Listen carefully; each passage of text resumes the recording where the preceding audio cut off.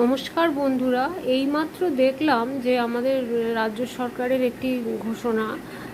রাজ্য সরকারের না ভিডিও ঠিক মনে করতে পারছি না, যে 18 থেকে 59 বয়সীরা পাবেন লক্ষ্মীর ভাণ্ডার, আর 59+রা পাবেন 5,000 টাকা করে।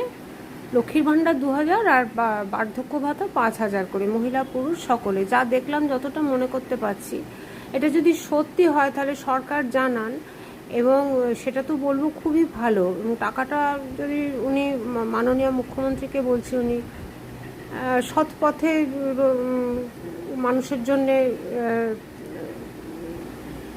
সৎ পথে আয় করে সেটা যদি মানুষকে দেন, মানুষ খুবই প্লিজ থাকবে। আর অপোজিট পার্টি কংগ্রেস, সিপিএম এবং বিজেপিকে বলছি, আপনারা কি ভাবছেন এ বিষয়ে? শুধু তত্ত্ব কথা দিয়ে তো চলবে না, আপনাকেও অ্যানাউন্স করতে হবে এর থেকে বেশি ভাতা, তবে ভোট